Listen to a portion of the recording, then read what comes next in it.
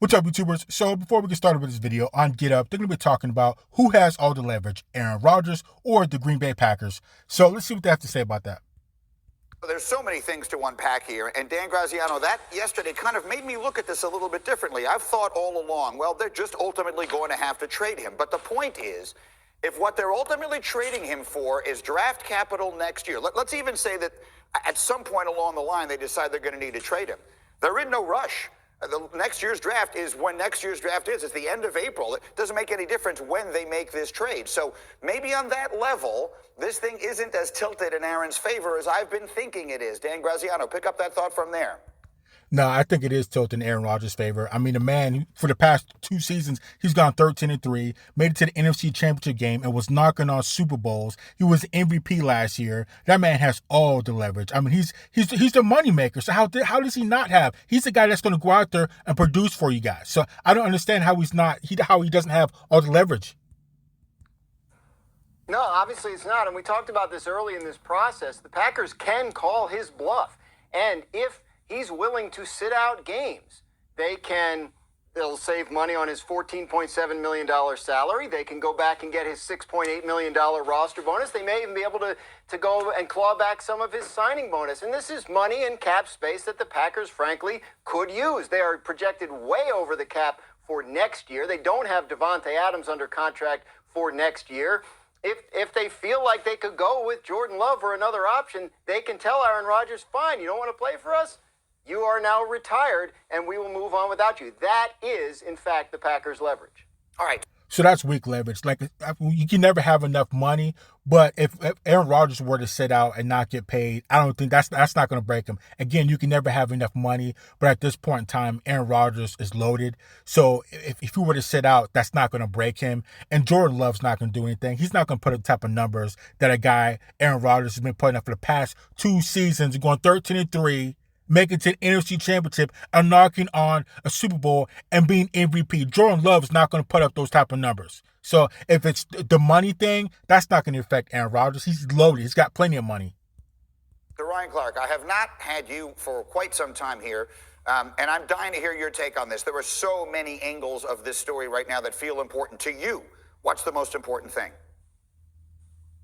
The most important thing is that Aaron Rodgers does have the leverage, because for so many years, we've thought of Aaron Rodgers as this great talent, and that's all we talk about. Or maybe this very interesting off-the-field personality that's extremely intelligent, but it was never really a leader. It was never really a great teammate. And the wide receivers not showing up to OTAs was a big deal to me. And I know to many people, they think, okay, it's just OTAs, and I absolutely believe that for veterans, it's not as impactful or as helpful as people may want to make it seem. But the one thing you know, if you're a wide receiver for the Green Bay Packers and Aaron Rodgers isn't there, if Aaron Rodgers is away telling big little lies, or if it's a divergent situation, or if we are trying to find the faults in our stars, then you understand not showing up to OTAs means, hold on, we're not on the Green Bay Packers side. Hold on, we haven't made it a point to show that we will be at practice, we will be on the grass, no matter who is quarterbacking for the Green Bay. So look at that. So was that 4 or 5 of their top wide receivers for the Packers hasn't showed up for OTAs? That's a problem. That's a problem. You can try and sugarcoat that and twist that all the way you want, but if you have your top receivers not showing up to OTAs, especially when their number 1 quarterback might not be there, and Jordan Love's going to need to get that time with those top wide receivers from last year, that's a problem. That's a big problem, and that's not a coincidence.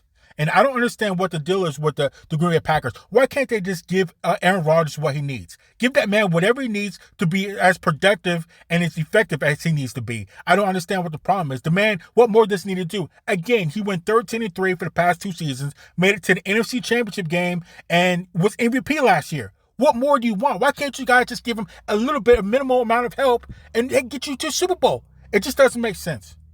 Packers. I think right now the leverage is on Aaron Rodgers' side. He understands that, and that is why he is taking pictures in the jungle of fooling around with Jungle Cats, his fiance, and other actors. Because Aaron Rodgers knows that he's the guy that's winning this one-on-one battle right now, the same way LeBron was whipping Jay Crowder in the game last night. All right, and Exactly. Aaron Rodgers knows he has all the leverage. That's exactly why he's in Hawaii or wherever he's at, chilling right now. Because he knows Jordan Love's not going to get it done. He's not going to be able to do the type of things that Aaron Rodgers can do. And Aaron Rodgers knows the top receivers haven't showed up to OTAs to be able to work with Jordan Love. So that's going to make things even worse. So Aaron Rodgers has nothing to worry about. And the only leverage that the Green Bay Packers have is they're going to take away his money, or he won't get his money if it sits out. Like I said, you can never have enough money, but Aaron Rodgers is already loaded. So just in spite of the Green Bay Packers, he'll sit out. He won't get his money, but that's not going to break him. That's not going to break Aaron Rodgers.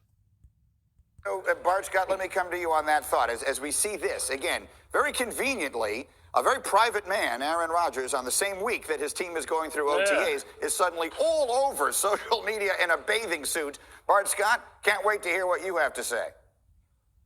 Oh, man, I tell you what, when you get in different relationships, you have different requirements. His boo want him to let everybody know that he's living his best life. And Aaron Rodgers looks unbothered. He's unbothered. He's like, I got options. I got money. I got career. I can do whatever I want. And what Aaron Rodgers is doing is flexing his muscle. And listen, Diana doesn't understand, from the player perspective, what he's doing. The fact that the receivers didn't show up is their plea to the organization saying that, hey, we're united with him. Because they understand without him, their numbers aren't great. They understand without him, they have no chance in winning a Super Bowl. So he has all the leverage. And at some point, you have to decide and understand that he's just not into you anymore. And you're going to have to try and get the best compensation you want. He can show up and pull a hammy. He can show up and not be cooperative. Understanding that Devontae Adams is not on contract past his future year, he may decide to say, you know what, I'm leaving next year too. And then where are you at as an organization? You don't have any future stars. All this homegrown talent that you had is no longer around. They're not on board, and they're going to be skipping town. And it's all because Aaron said, you know what, we out. I'm taking my ball. I'm leaving, and my homies and my boys are coming with me next year or this year. I don't care. Go ahead, RC. The one thing we cannot do when speaking of Aaron Rodgers' off-season pictures in his swim trunks is use the phrase flexing his muscle. There was no muscle on that picture. It was an ab. I saw an ab. I saw one ab. No. Hey, as long as Aaron Rodgers' arm is still strong and he still got that cannon, that's all that counts.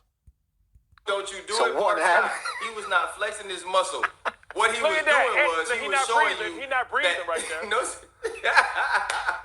no, sir. Aaron Rodgers was showing us that you don't need to work out. You don't need to hit the gym to be the best player in football. That's what he's showing you. Aaron Rodgers, this was a power move. This was Aaron Rodgers saying, look here, I'm enjoying my life. I'm out here living, and everything that you talk about in Green Bay is about me right now. It's about whether or not I'm going to play golf against Tom Brady, whether or not I'm going to host Jeopardy, or whether or not I'm going to be quarterbacking the team that doesn't have wide receivers to throw to anyway. Jordan Love is in the worst position in football, and that's playing for a team that shouldn't have drafted him, and now playing for a team that players don't want to play for. Graziano, I see the look on your face, and I wonder if it's the same reason I have mine.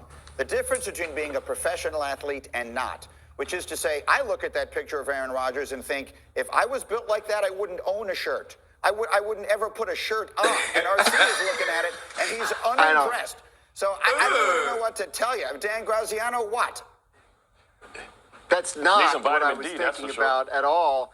But what I was thinking about listening to Ryan Clark is like, do you really think Alan Lazard on his 1 year, $800,000 contract is going to sit out minicamp and training camp like in solidarity with Aaron Rodgers?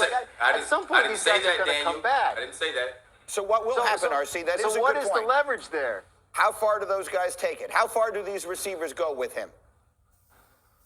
No, listen. This is obviously when receivers get to make these decisions to come to training camp, it's about them individually. I believe they understood the power play that this was, but also Aaron Rodgers understands it. And this is not necessarily let's get on the phone and figure out, how you guys are going to stay home. But think about the power that starting quarterbacks have, the Drew Breeses of the world, the Tom Brady's. They can call dudes in the offseason on off weeks when they're not supposed to be at OTAs, not supposed to be practicing, and make them fly across the country to do involuntary workouts at a quarterback's home. And so for these guys to say that I'm not going to OTAs to practice with Jordan Love, I'm not going to let you see what this kid has when he has good wide receivers on the field, that's a big deal to me. And no, Allen Lazard's not going to stay home when the season starts.